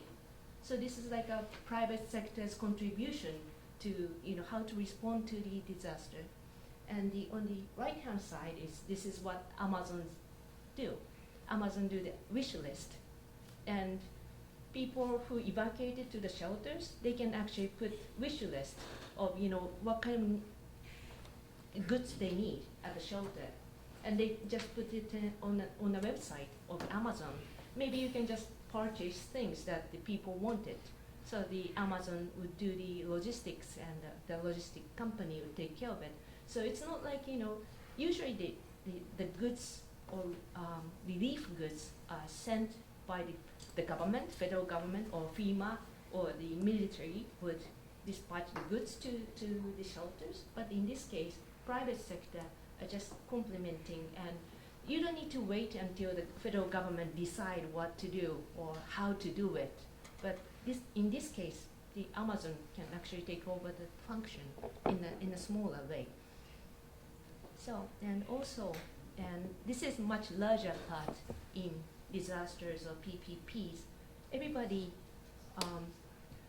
especially in the PPP field, expect that the PPP in reconstruction, because we don't have the money to reconstruct everything with the taxpayers' money. We want to have the private finance coming in We want to have the private innovation to actually reconstruct infrastructures. But the reality fails the expectation, actually. Why? Because they don't have any expertise. They have never done PPPs. How do you expect in an emergency situation that the local government would do the PPP for the reconstruction? You've never done that. You don't know anything about PPP. Then it's quite difficult. And also, as I said, they may be the victims themselves. They need to do a lot of things in response, and also to the regular administration itself. So they don't have the human resources. They don't have the expertise. And usually it takes time because, as Diogo said, that good planning is necessary. There's no planning for the PPP in advance. Then how do you do the PPPs to reconstruct? So this is quite difficult. And also, there's no system that the federal government or the state government or the parish should have for reconstructing PPP. If you have such vision, that may be easier, but usually they do not have such kind of clear decision making or the planning systems that can actually help support the local government to implement such project. And also, sometimes we think that this is not our fault. Why do we have to go through all the hard way to do the PPP to reconstruct? Why just the federal government compensate us to rebuild? That's the mentality of most of the people. So it is very difficult to change those kind of ideas. So usually people talk about reconstruction, people talk about PPPs. There are a huge expectation in PPPs, but usually it doesn't get involved.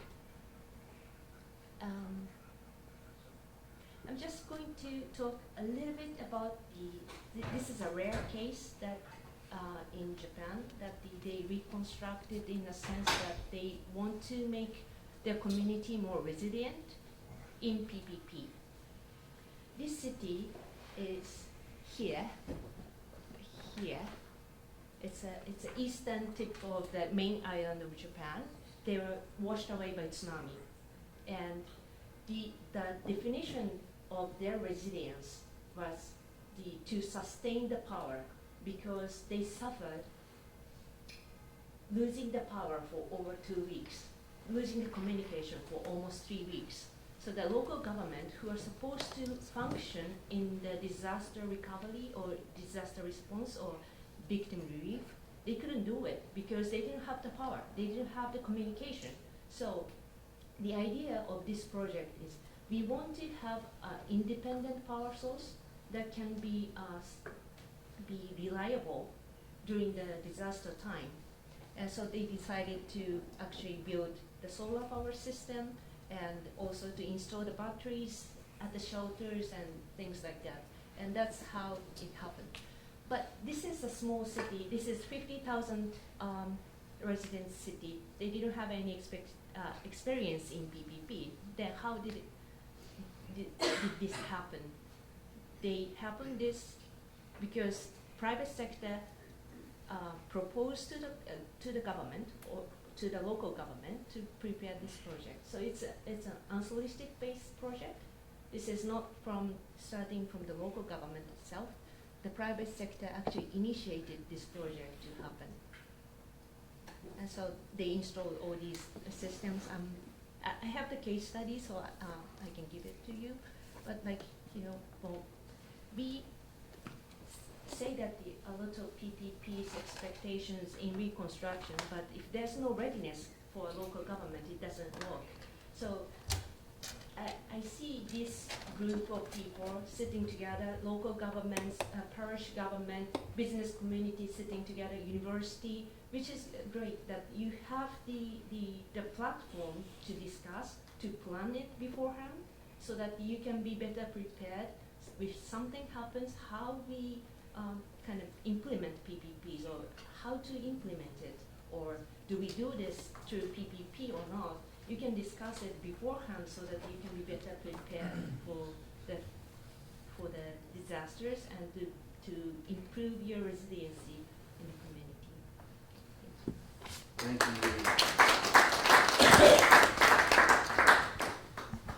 And there's a specialist center of excellence close by that could help with that process as well. I don't remember the name very well. Ernie, do you remember the name?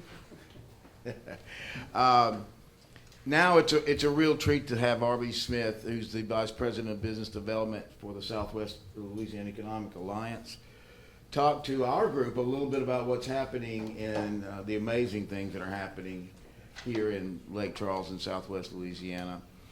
And George Swift is a dear friend. I wish George could be here, but he had a prior obligation that, and he knew that RB could handle anything that George could handle, or maybe even better RB. But now we'll hand the mic over to RB to talk about that, and then we'll have some discussion. Here you go. Thank you, David. See me after this, and I'll write you a check for that introduction. We'll take it. Yeah, we'll take it. On behalf of our president and CEO of the Southwest Louisiana Economic Development Alliance, Dr. George Swift, who is out of town today, we were asked to provide a really, really good speaker, and since there was none available, you get me. So here's where we are. This is where we are. We're the heel of Boone, Louisiana, to where geographically you know where we are. There's a river to the west of us that divides civilized area to the uncivilized area to the west. And we don't want to talk about them too much. But I just want to say a word of welcome to each one of you in your native tongue, if possible. I hope that you recognize your language, and if you don't, well, then I'll explain to you later. At Southwest Louisiana Economic Development Alliance, we are an umbrella agency that's composed of 3 different entities. We're the Chamber of Commerce for the region, which is the private business sector. We're the Partnership for Economic Development, which are our public officials, the mayor and the police juries of the 5 parishes are all involved in that. And then the Alliance Foundation, which is our funding mechanism. As we are not a taxing agency, we eat what we kill in this world, so we have to go out and raise our money every year to be able to do what we do. Our chamber is a 5-star accredited chamber, in the top 1% in the nation. We have one of the largest chambers in the state with over 1,350 private members.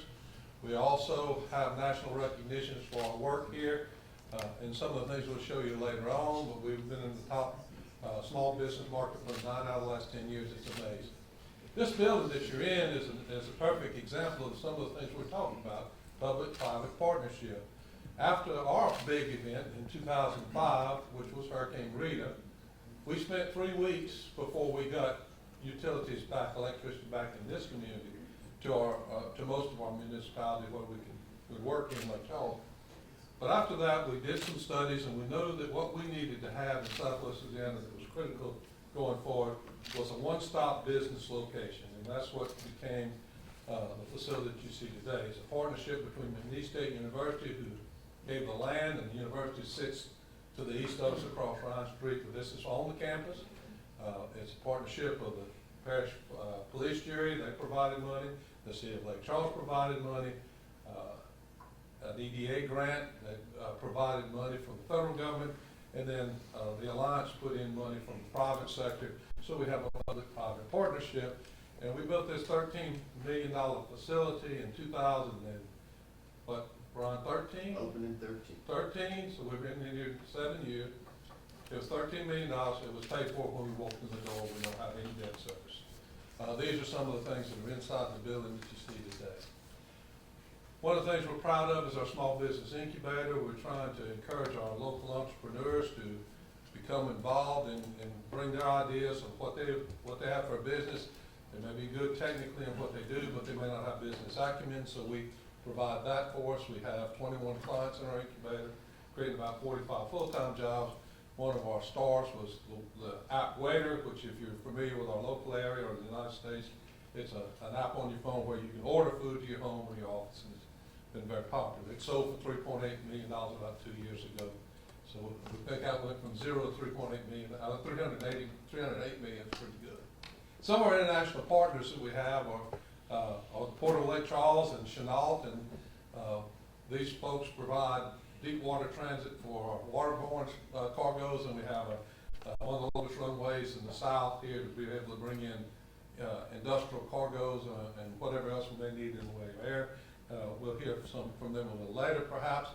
Also, partners in education, because there's no use of having a community if you can't have a workforce built, and so we have our primary secondary system, and this is our post-secondary system with McNeese University, offering about 80 degree programs. They have a #1 engineering program and computer science program for ROI.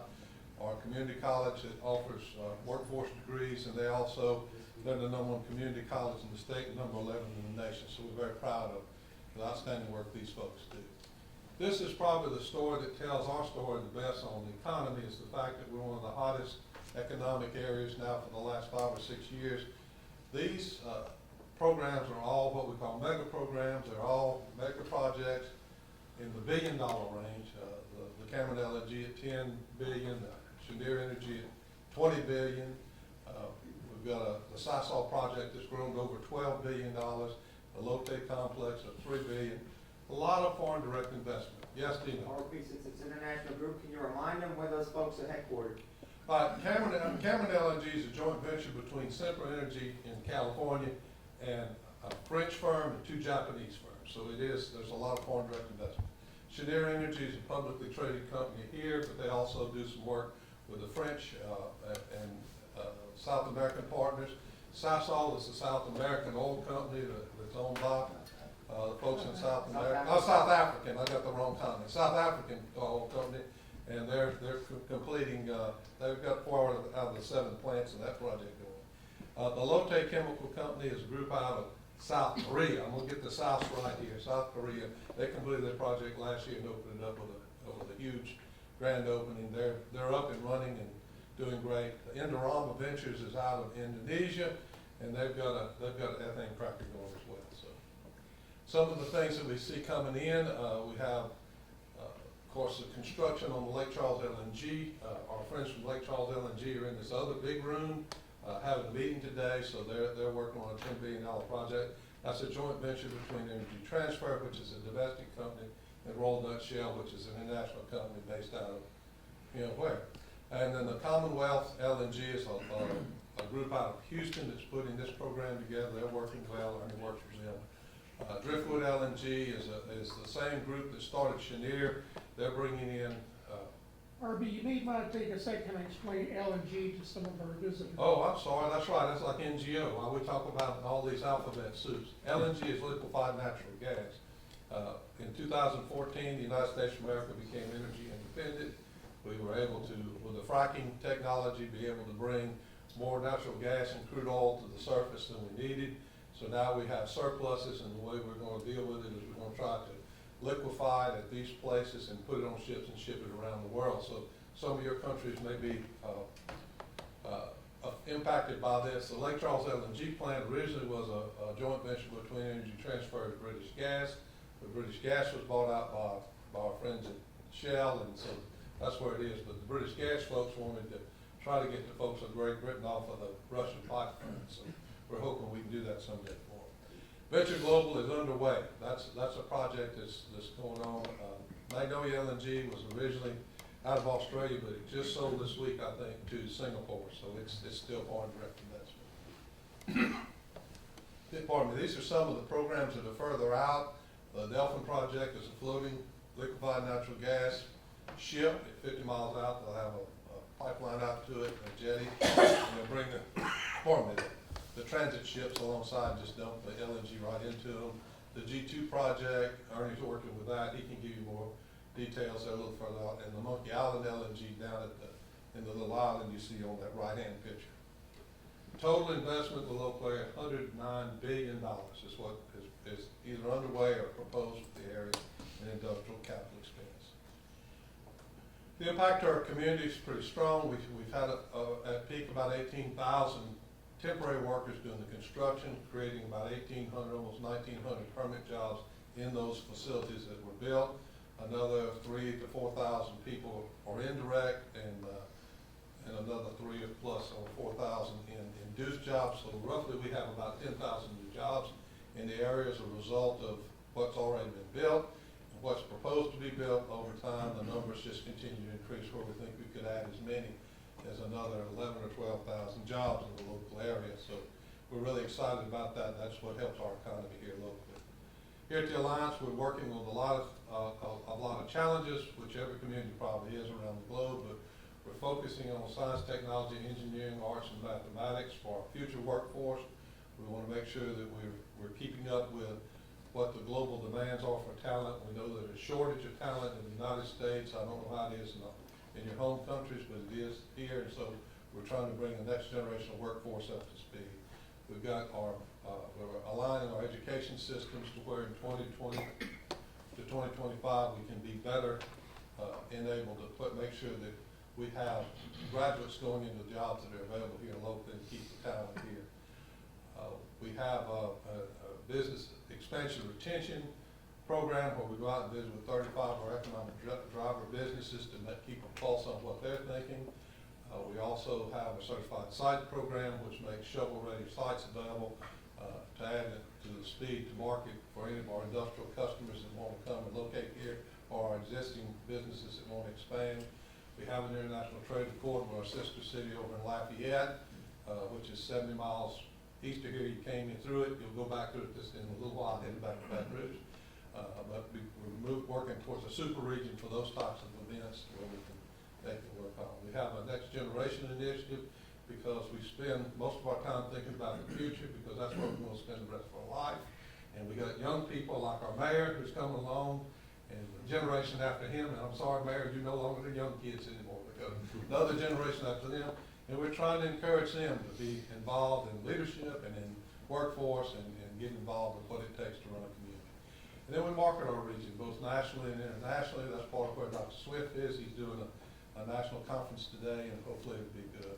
Then we also try to show with our data that our investors who give us the money to do what we do are seeing that we're giving them results. Some of our challenges are always is a workforce, trying to produce people who can do what we currently need and what we want to need in the future. We keep our focus on those areas of science, technology, engineering, arts, and mathematics. We have a quality of life committee that looks at how we can continue to improve what our community does in the way of making it a livable community. We have a very high poverty rate. In this part of the world, about 18% of our population is out or below the poverty line for our community, and we try to work with that in this economic push to try to help them cross over and get ahead of the game. We compete with that other state that's across the Sabine River to the west, and we try to diversify our industrial base. Not only do we have energy and petrochemical, but we have a large aviation presence, a large hospitality presence. You were at the resort last night, and there's one next door to that, so next time stay at the other one, that way you can compare. We want to encourage you to come back and spend some time, just be with us. But the hospitality industry is huge in our local area. We're trying to work into more of our information technology areas to expand that through our entrepreneurship.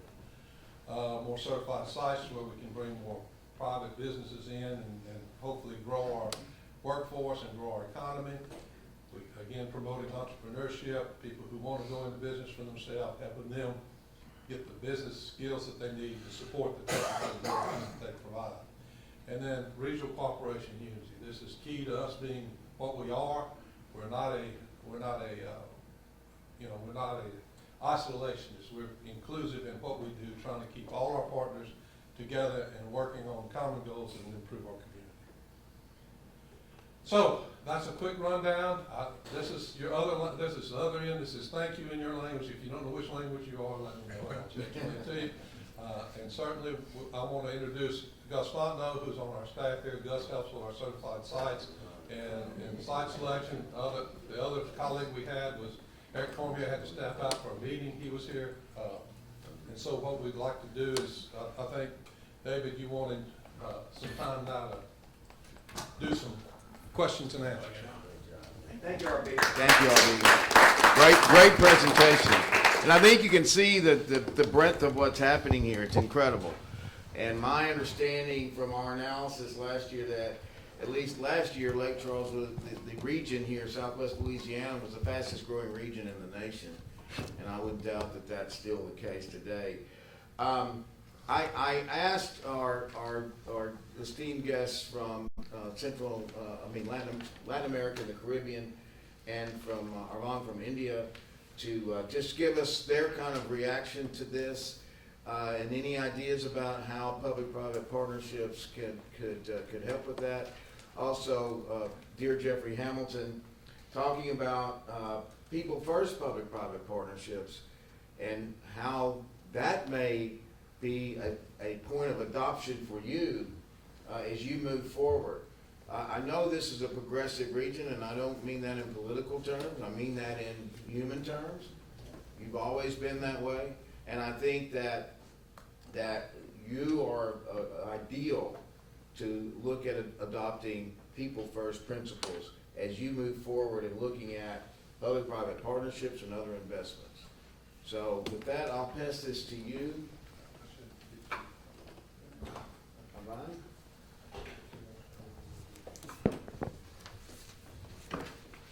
Thank you.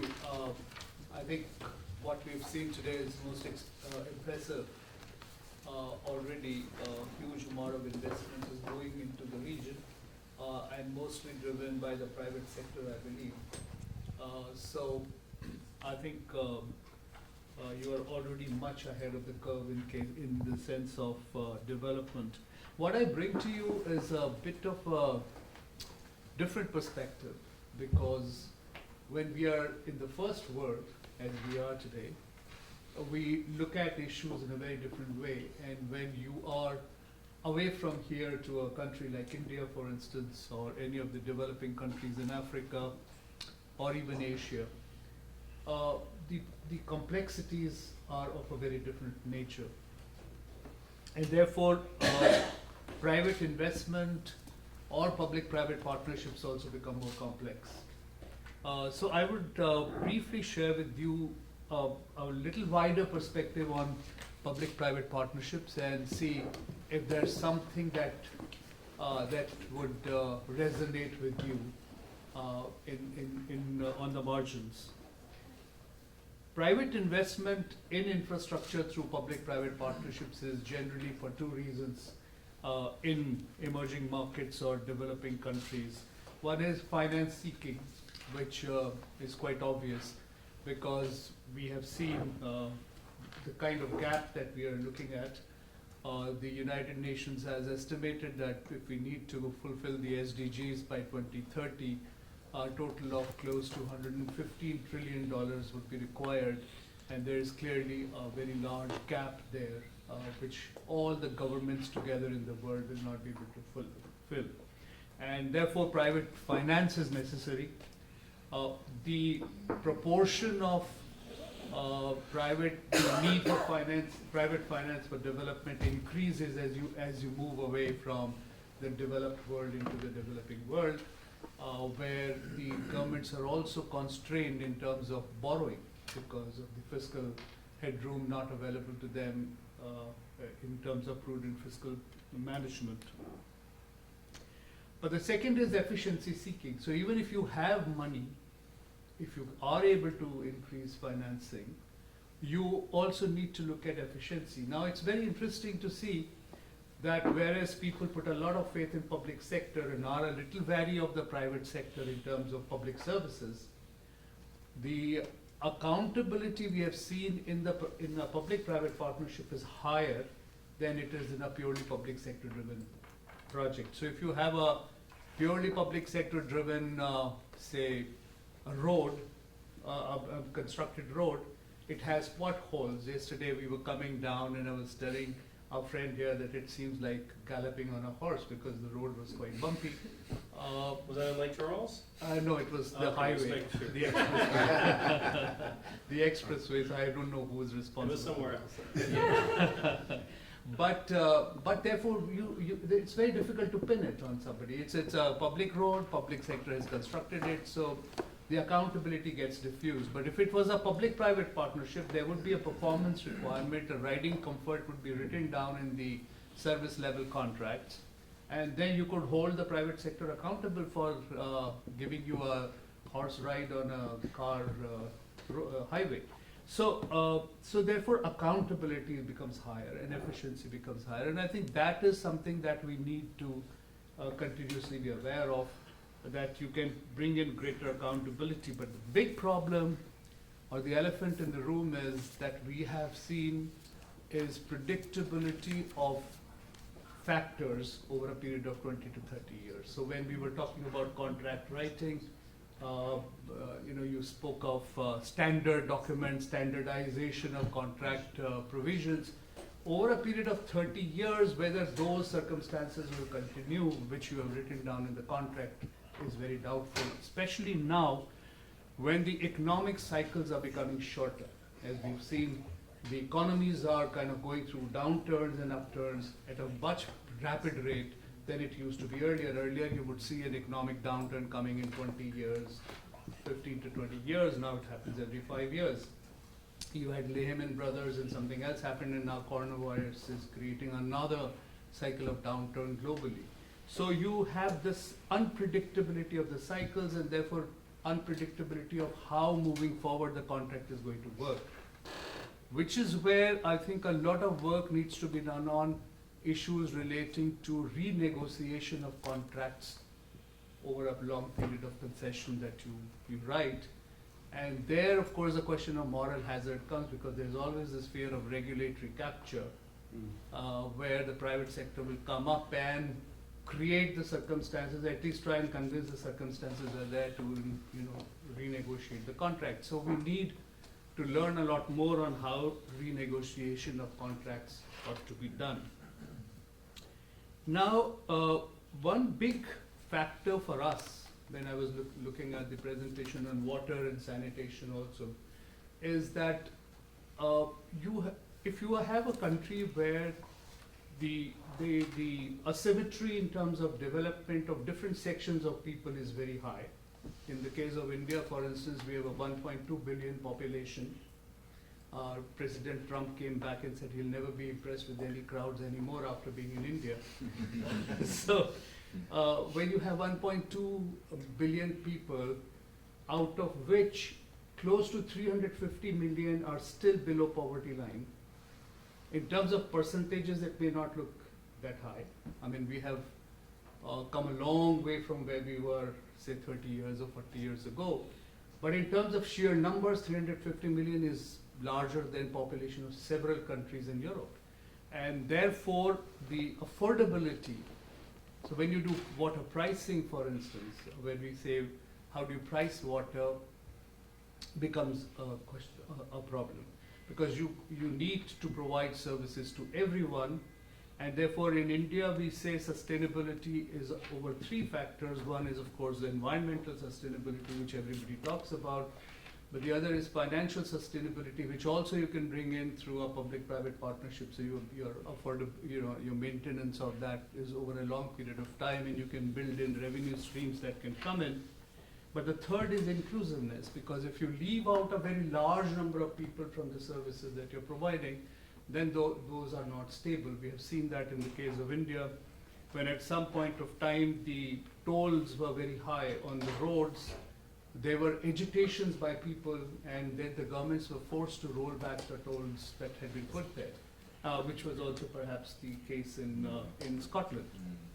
So we need to look at the affordability part, so that everybody is included in these. And therefore, I think some of these issues, like renegotiation of contracts over a period of time, perhaps inclusiveness of those on the margins would still be some concern in the United States.